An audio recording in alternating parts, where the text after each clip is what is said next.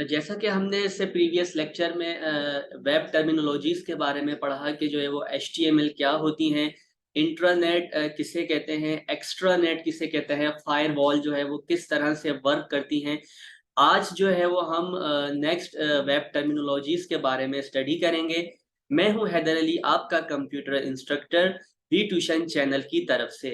We tuition Pakistan का पहला free of cost learning platform है, जहां पर ना सिर्फ आपको free of cost video lectures मिलेंगे, बल्कि उनके साथ साथ आप तमाम अपने सब्जेक्ट से रिलेटेड क्विज, असाइनमेंट और कंप्लीट नोट्स भी जो हैं वो आप फ्री ऑफ कॉस्ट डाउनलोड कर सकते हैं।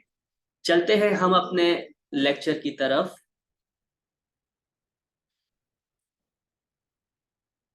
Computer science first year, chapter number 2 है हमारा इंफॉर्मेशन नेटवर्क।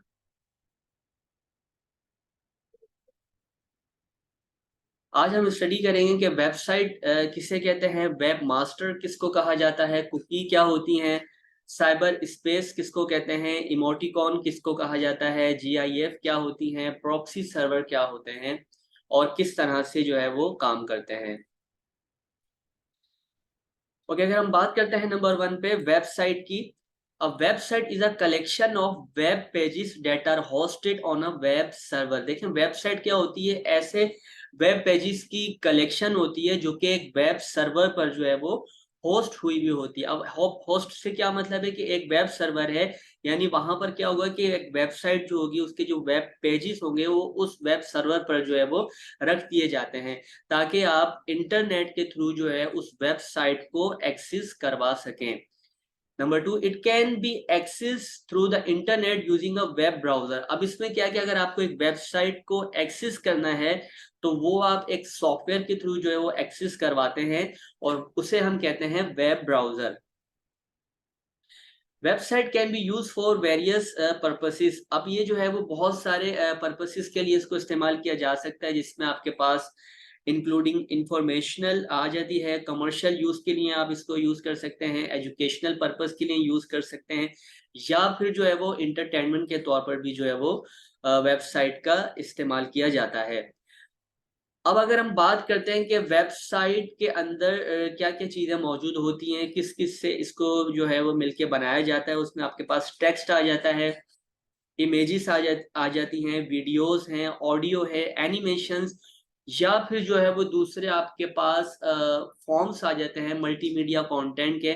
इन तमाम जो है वो कंटेंट से मिलके जो है वो एक वेबसाइट जो है वो डेवलप की जाती है। और वेबसाइट को जो है वो डिजाइन किया जाता है बहुत सारी जो है वो प्रोग्रामिंग लैंग्वेजेस से, जिसमें आपके पास HTML आ जाती है, CSS आ जाती है, जावास्क्रिप्ट है, PHP है, और इस तरह की और भी बहुत सी लैंग्वेजेस हैं जिनके ज़रिए जो है वो वेबसाइट को डिज़ाइन किया जाता है।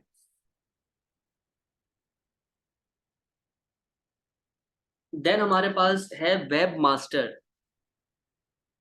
A webmaster is an individual or team responsible for the development, maintenance and operation of a website। अब देखें webmaster कौन होते हैं, जो कि एक वेबसाइट की मेंटेनेंस का काम कर रहे होते हैं, उसके ऑपरेशन का काम कर रहे होते हैं, या फिर वेबसाइट की डेवलपमेंट का काम, चाहे वो एक इंडिविजुअल पर्सन हो या एक टीम हो, उसे जो है हम वेब मास्टर का नाम देते हैं। अब इसमें क्या होता है कि they are responsible for ensuring that the website is accessible, functional and up to date. अब उनके काम क्या होते हैं वेब मास्टर के, वो ये देख रहे होते हैं कि आपकी वेबसाइट जो है वो ठीक से एक्सेस हो रही है, ठीक से फंक्शंस जो है वो परफॉर्म कर रही है, या अप टू डेट है या नहीं है। वो तमाम काम को कंट्रोल करने का रिस्पॉन्सिबल जो होते हैं वो आपके वेब मास्टर्स जो है वो कहलाते हैं। और वेब मास्टर्स जो हैं वो बहुत से इसमें क्या होता है कि टास्क जो है वो परफॉर्म किए जाते हैं, जैसे कि आपका डिजाइनिंग का पर्पस आ जाता है यहाँ पर, या डेवलपिंग वेब पेजेस आ जाते हैं, क्रिएटिंग कंटेंट आ जाते हैं, मैनेजिंग वेब होस्टिंग है, या मेंटेनिंग सिक्योरिटी प्रोटोकॉल्स। ये तमाम काम जो है वो एक वेब मास्टर्स के ही होते हैं। अब यहाँ पे क्या होता है कि they are also responsible for ensuring that the website is user friendly. अब देखें यहाँ पे लिखा हुआ है, एक मिनट में आपको दिखाता हूँ। यूजर फ्रेंडली का मतलब क्या होता है कि यानी कि आपको वेबसाइट इस तरह से डिजाइन करनी है कि उसको जो है वो इजीली जो है वो यूज किया जा सके, उनके आइकॉन्स को, उसका डिजाइन इस तरह से बनाया जाए कि हर कोई जो है उसको आराम से यूज कर सके। तो वेबसाइट जो होती है वो यूजर फ्रेंडली होती है, और ये भी वेब मास्टर के जो है वो रिस्पॉन्सिबल होते हैं कि उसको इस तरह से बनाया जाए कि वो यूजर फ्रेंडली हो, रिस्पॉन्सिव हो। रिस्पॉन्सिव का मतलब यहाँ पे क्या है कि देखें, वेबसाइट आपकी अगर आपके कंप्यूटर सिस्टम पे, लैपटॉप के ब्राउजर पर ओपन हो रही है तो वो ठीक से ओपन हो, या फिर वो आपके सेल फोन पर जो है आप ब्राउजर के थ्रू उसको यूज कर रहे हैं तो वहां पर भी जो है वो ठीक से जो है वो ओपन हो, तो उसे हम जो है वो रिस्पॉन्सिव वेबसाइट्स कहते हैं। And optimise for search engine ranking. और सर्च इंजन यानी कि जैसे कि गूगल की वेबसाइट है, वहां पर जो है वो टॉप पर जो है वो आपको उन वेबसाइट्स के लिंक मिले, उनको ऑप्टिमाइज करने का काम भी जो है वो एक वेब मास्टर का जो है वो होता है। वेब मास्टर के तौर पर अगर हम बात करते हैं, जो बहुत सारी टूल्स को या प्रोग्रामिंग लैंग्वेजेस को यूज करके जो है वो वेबसाइट्स का जो है वो यूज कर रहे होते हैं, जिसमें आपके पास HTML आ जाती है, CSS है, जावा स्क्रिप्ट है, PHP है, CMS है। ये तमाम जो हैं वो आपकी वो प्लेटफॉर्म्स हैं, जैसे कि वर्डप्रेस है, ड्रूपल एंड जूमला, ये तमाम जो हैं वो आपकी वेब लैंग्वेजेस आ जाती हैं जिनके जरिए जो है वो वेब मास्टर्स जो है वो इन वेबसाइट्स पर जो है वो काम कर रहे होते हैं।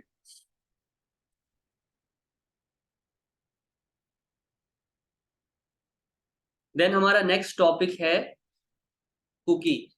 कुकी किसको कहा जाता है इंटरनेट में? A cookie is a small text file stored on a user device by a website or application. अब इसमें क्या होता है कि देखिए, कुकी एक ऐसी स्मॉल टेक्स्ट फाइल होती है जो कि यूजर डिवाइस में, जैसे कि आपका कंप्यूटर है या आपका मोबाइल सेल फोन है, उसमें जो है वो स्टोर कर दी जाती है।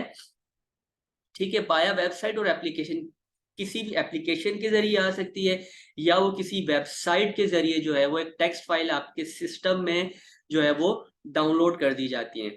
अब यहाँ पे क्या है, cookies are use to remember user preference, login information and other data to enhance the user experience. अब देखें, कुकीज का इस्तेमाल क्या किस लिए किया जाता है? जो आपका यूजर प्रेफरेंसेस हैं, आपके लॉगिन इंफॉर्मेशन है, और जो आपकी इनहेंस यूजर एक्सपीरियंस है कि यूजर जो है वो कौन सी साइट्स को ज्यादा एक्सेस कर रहा है।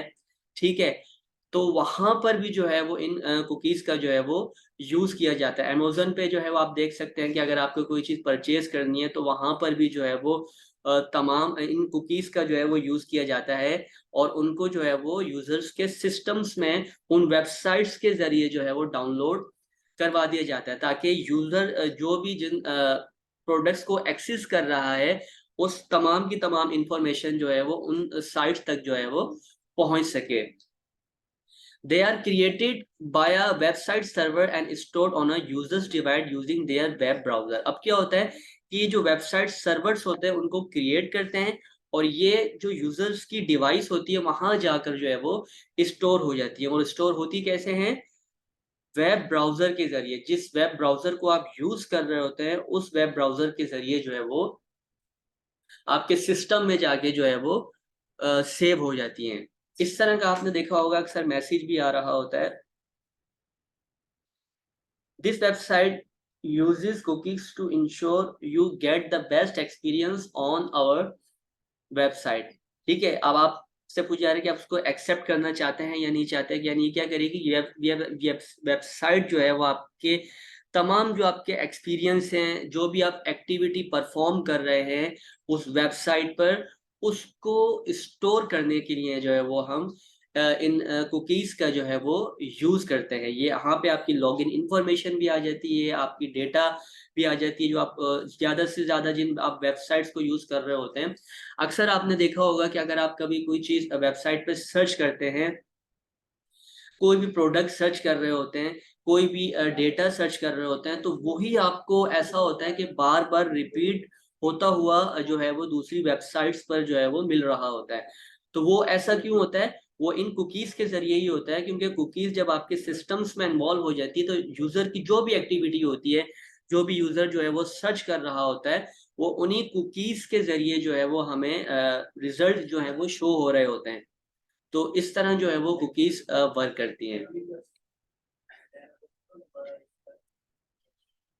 अब यहाँ पे देखें, cookies can be either session cookies that are deleted when a user close their browser. अब यहाँ पे क्या है कि आपके पास एक सेशन कुकीज होती हैं, वो जो है डिलीट हो जाती हैं जब यूजर ब्राउजर को क्लोज कर देता है, तो वो ऑटोमेटिकली जो है वो क्लोज हो जाती है। या फिर आपके पास एक होती है परसिस्टेंट कुकीज। उसमें क्या होता है कि यूजर डिवाइस अगर एक्सपायर हो जाए, यानी कि अगर वो मैनुअली डिलीट हो जाए, आपका ब्राउजर जो है वो क्लोज कर दिया जाए, तब भी जो है वो आपका जो डेटा होता है वो स्टोर रखा जाता है उन कुकीज में। Keys are commonly used for website analytics, tracking user behavior and serving targeted ads। अब इसमें क्या होता है कि जितने ज्यादा टारगेट को एड्स किया जा रहा है, उन वेबसाइट्स पर कौन कौन से एड्स जो है वो आपको शो हो रहे हैं, ठीक है, या यूजर कौन से एड्स को बार बार देख रहा है, उनको टारगेट करने के लिए, सर्व करने के लिए, यूजर्स के बिहेवियर को जो है वो वॉच करने के लिए, ठीक है, वहां पर भी जो है वो इन कुकीज का जो है वो इस्तेमाल किया जाता है। और इन कुकीज को जो है वो सिक्योरिटी पर्पस के तौर पर भी यूज किया जाता है। या फिर आप कह सकते हैं कि जो यूजर्स की आइडेंटिटी होती है उनको वेरीफाई करने के लिए भी जो है वो हम इन कुकीज का यूज करते हैं। लेकिन अक्सर ऐसा होता है कि इन कुकीज में अक्सर हमारे पास थर्ड पार्टी कुकीज भी आ जाती हैं। थर्ड पार्टी कुकीज क्या होती है? मिसाल के तौर पर आप जो है वो अमेजोन पे काम कर रहे हैं, या उनकी प्रोडक्ट्स को जो है वो सेल कर रहे हैं, पर यहाँ वहां से कुछ जो आइटम आप परचेज करना चाह रहे हैं, उन वेबसाइट्स के अलावा थर्ड पार्टी कुकीज अगर आपके सिस्टम में डाउनलोड हो जाती हैं, तब क्या होगा, तब जो है वो आपके लिए हार्मफुल हो सकती हैं। वो क्या करेंगी, वो आपके जो लॉगिन इंफॉर्मेशन है, आपका जो डेटा, आपका पासवर्ड्स है, वहां से जो है उनको हैक कर लिया जाता है, ठीक है, जिनके जरिए आपके अकाउंट्स हैक हो सकते हैं, आपके आईडीज हैक हो सकती हैं, वो भी जो है वो आपकी थर्ड पार्टी कुकीज के जरिए जो है वो हैक हो जाती है। तो ये आप पे डिपेंड करता है कि आप कुकीज को अलाउ करते हैं या नहीं करते। तो ये आपने देखा होगा, इसमें एक ऑप्शन भी आता है, मैं आपको दिखाता हूँ यहाँ पर।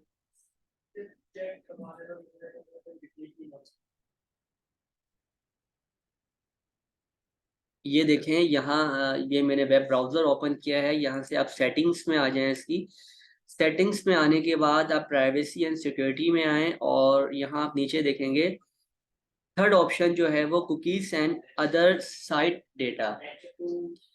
अब यहाँ पे आप देख रहे हैं लिखा हुआ है अलाउ ऑल कुकीज। या तो आप यहाँ पे जो है वो चेक कर सकते हैं, या फिर आप क्या करें, यहाँ पे देखें ऑटोमेटिकली पहले से ही जो है वो चेक मार्क हुआ है ब्लॉक थर्ड पार्टी कुकीज इन कॉग्निटो मोड में। अब यहाँ पे क्या है कि जितनी भी आपके पास थर्ड पार्टी कुकीज होंगी, उनको जो है वो ब्लॉक किया हुआ होगा, ठीक है। तो इस तरह से भी जो है वो आप जाके, या तो आप जो है वो तमाम कुकीज को ब्लॉक भी करवा सकते हैं। तो यहाँ पे ऑप्शंस में आपके पास ये जो है वो मौजूद होता है।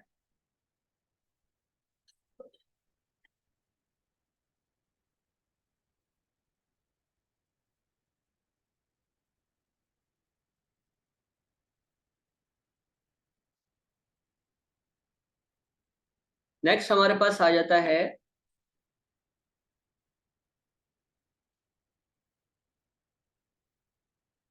Cyber space.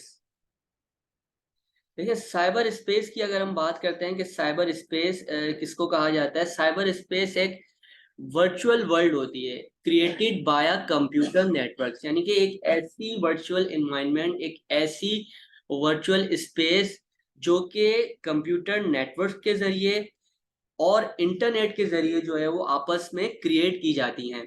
अब वहां पे क्या होगा कि जो यूजर्स हैं वो आपस में कम्युनिकेट कर सकते हैं, इंफॉर्मेशन को एक्सचेंज कर सकते हैं, या जो डिजिटल कंटेंट होते हैं उसमें जो है वो इंटरएक्ट कर सकते हैं। यानी कि एक जगह पे यूजर रहते हुए किसी दूसरी कंट्री में आपस में एक दूसरे से कनेक्ट हो जाएं, उसे हम कहते हैं साइबर स्पेस या वर्चुअल वर्ल्ड। यानी कि ऐसी ऐसी दुनिया जो कि वर्चुअली जो है वो होती है, और एक जगह से दूसरी जगह को आपस में जो है वो इंटरनेट के जरिए कनेक्ट कर रही होती है, उसे हम साइबर स्पेस कहते हैं।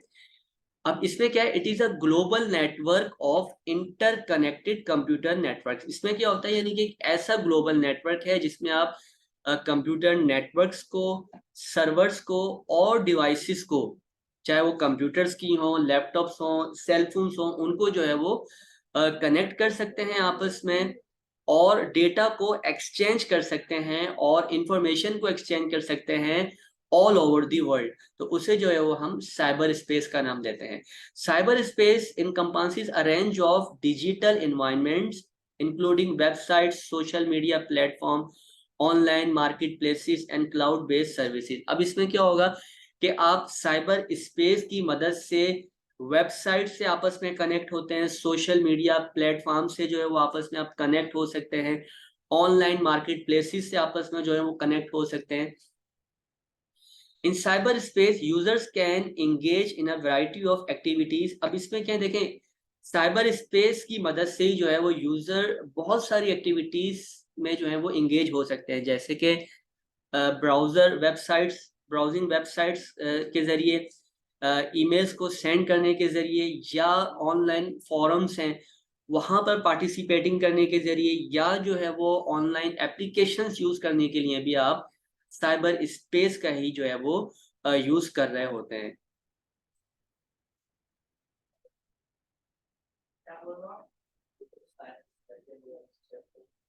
देन हमारे पास टॉपिक है इमोटिकॉन। अब इमोटिकॉन क्या होता है, देखें, emoticon is a sequence of characters used to represent a facial expression or emotions in written communication. अब इसमें क्या है, यानी कि एक ऐसा सीक्वेंस ऑफ कैरेक्टर्स होता है जिसमें आपके पास फेशियल एक्सप्रेशन आ जाते हैं या इमोशन आ जाते हैं, जो कि आप रिटन कम्युनिकेशन के अंदर यूज कर रहे होते हैं। Emoticons are commonly use in digital communications including text messaging. अच्छा, इसमें क्या होता है कि आप इसको डिजिटल कम्युनिकेशन के तौर पर यूज कर रहे होते हैं, जैसे कि आपके पास ईमेल है, टेक्स्ट मैसेजिंग है, या ऑनलाइन फॉरम्स है, वहां पर आप जो है वो इनका यूज करते हैं। अब इसमें वेरियस कैरेक्टर्स आ जाते हैं, जैसे कि लेटर्स हैं, नंबर्स भी हो सकते हैं, सिंबल्स भी हो सकते हैं, जो कि एक पर्टिकुलर सीक्वेंस के साथ मिलके बनाए जाते हैं और उनको एक रिकग्नाइजेबल इमेज दे दी जाती है ताकि उनकी एक मीनिंग जो है वो निकल सके। Emoticons are often used to convey tone and emotions in written communication. अब इसमें क्या होता है कि उस इमोटिकॉन्स के जरिए जो है वो आप अपनी टोन को या इमोशंस को जो है वो रिटन कम्युनिकेशंस में जाहिर कर रहे होते हैं। ठीक है, अब रिटन टेक्स्ट के अंदर रहते हुए आप जो है वो आप देखा होगा कि बहुत सी चीजें ऐसी होती हैं जो कि अनक्लियर होती हैं, समझ से बाहर होती है, तो वो आप जो है वो इन इमोटिकॉन के जरिए जो है वो जाहिर कर सकते हैं।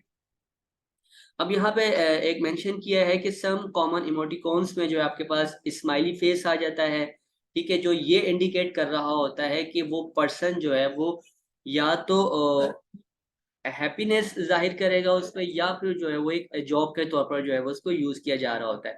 या इस तरह का सिंबल आप देख सकते हैं, एक सैड फेस के लिए यूज किया जाता है, जो ये इंडिकेट करता है कि पर्सन जो है वो या तो सैड है या फिर जो है वो डिसअपॉइंट है। तो उनको जो है वो एक इमेज के तौर पर जाहिर करने के लिए जो है वो हम इन इमोटिकॉन्स का जो है वो यूज करते हैं। ये देखें, ये आपके पास एक इमेज की फॉर्म में दिखाया गया कि इस तरह से जो है वो यूज की जाती है इमेजेस को। देन हमारे पास टॉपिक है GIF। अब GIF क्या है, देखें, GIF is a type of image file that contains a short looping animation और a sequence of still images. अब इसमें क्या होता है कि ये एक ऐसी इमेज फाइल होती है जिसमें आपके पास बहुत ही छोटा सा लूपिंग एनिमेशन होती है। लूपिंग एनिमेशन से मतलब क्या है, यानी कि ऐसी एनिमेशन जो कि बार बार रिपीट हो रही होती है, उसे हम कहेंगे लूपिंग एनिमेशन। या कोई एक ऐसा इमेज होगी जो कि एक सीक्वेंस के साथ जो है वो मूवमेंट कर रही होगी, उसे जो है हम GIF का नाम देते हैं।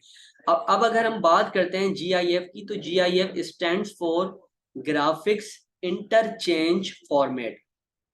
GIFs are commonly used on the internet and social media platforms to convey emotions, reactions or to illustrate a point. अब देखें इसमें क्या कह रहे हैं कि आपके इमोशंस को, रिएक्शंस को या किसी पॉइंट को इलस्ट्रेट करने के लिए जो है वो सोशल मीडिया प्लेटफॉर्म्स पर हम GIFs का जो है वो यूज करते हैं.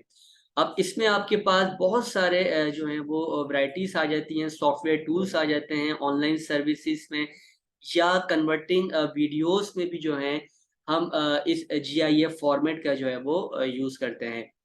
और GIF जो है वो बहुत ज्यादा पॉपुलर है. क्यों है? क्योंकि उनके साइज जो होता है, उनकी जो कैपेसिटी होती है वो बहुत ही स्मॉल होती है दूसरी फाइल साइज के मुकाबले में.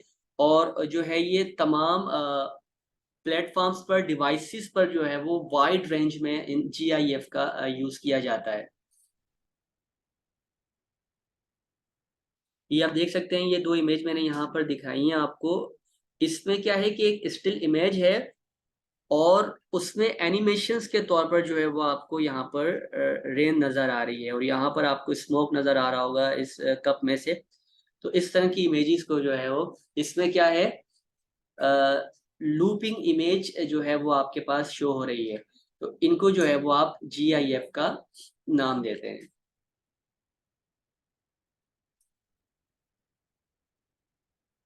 देन हमारे पास टॉपिक है proxy server. A proxy server is an intermediary server between a client device and a destination server on the internet. अब इसमें क्या है कि प्रॉक्सी सर्वर एक क्लाइंट डिवाइस के दरमियान में और इंटरनेट के दरमियान में जो है, और सर्वर के दरमियान में जो है वो एक ऐसा जो है वो दरमियानी रास्ता होता है जहां से आप जो है उन साइट्स को एक्सेस कर सकते हैं जो कि ब्लॉक होती हैं, या आपकी कंट्री में जो है उनको यूज करना जो है वो अलाउ नहीं होता. Number 2, when a client device request access to a website और other online resource, the request is send to the proxy server rather than directly to the destination server. अब इसमें क्या होता है, देखें, जब एक क्लाइंट डिवाइस जो है वो वेबसाइट को रिक्वेस्ट करने के लिए एक्सेस की जाती है, तो क्या होता है कि प्रॉक्सी सर्वर डायरेक्टली जो है वो क्या करेगा, उस सर्वर तक नहीं जाएगा. प्रॉक्सी सर्वर, पहले हम जो है प्रॉक्सी सर्वर पर जाएंगे, उस प्रॉक्सी सर्वर के जरिए जो है वो उस इंटरनेट तक जाया जाता है. देन जो है वो हमारे पास आके जो है वो कंटिन्यू मूवमेंट होती है.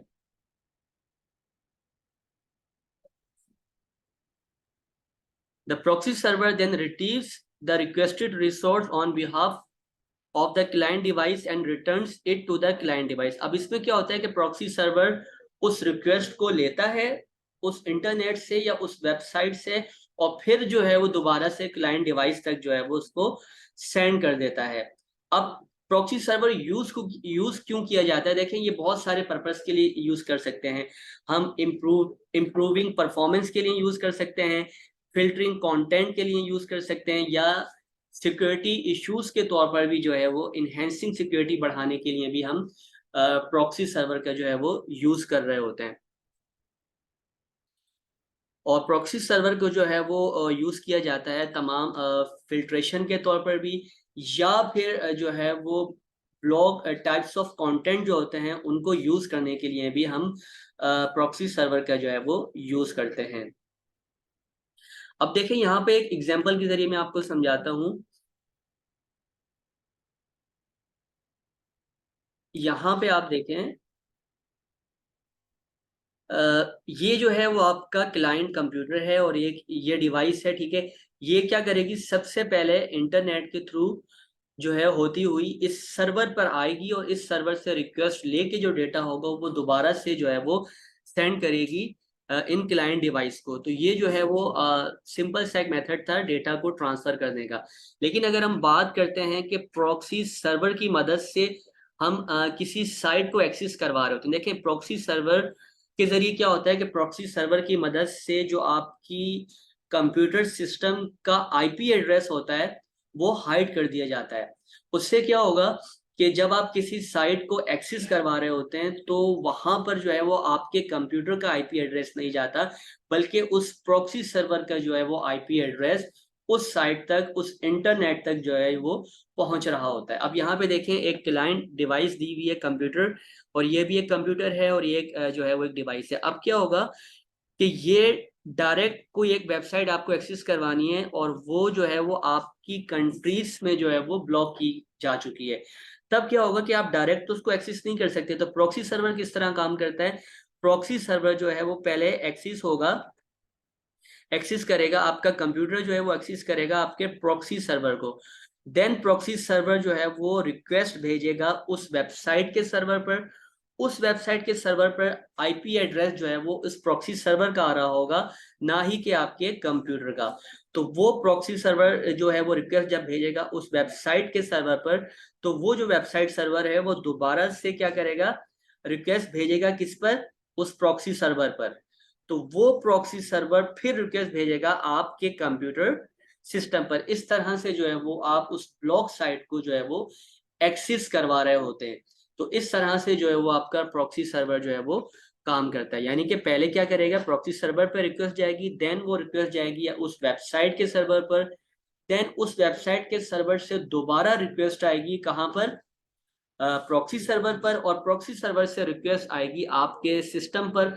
देन आप जो है वो उस साइट को जो है वो एक्सेस कर सकते हैं। तो इस तरह से जो है वो प्रॉक्सी सर्वर का यूज किया जाता है, और ये बहुत बेनिफिट्स के तौर पर भी इनका यूज किया जाता है, क्योंकि इसके जरिए आप अपनी आईपी एड्रेस को जो है वो हाइड कर सकते हैं। क्योंकि अक्सर अगर आपकी आईपी एड्रेस दूसरे साइट्स पर चली जाती हैं तो वहां से हैकर्स जो हैं वो आपके डेटा को हैक बहुत आसानी से कर सकते हैं।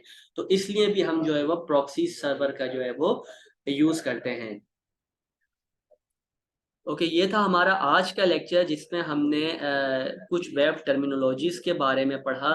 कुकीज क्या होती हैं, वेब मास्टर, वेबसाइट्स किसको कहते हैं, प्रॉक्सी सर्वर्स क्या होती हैं, इमोटिकॉन जीआईएफ किसको कहा जाता है। मिलते हैं इंशाल्लाह नेक्स्ट वीडियो में, तब तक अपना बहुत सारा ख्याल रखिएगा। अल्लाह हाफिज।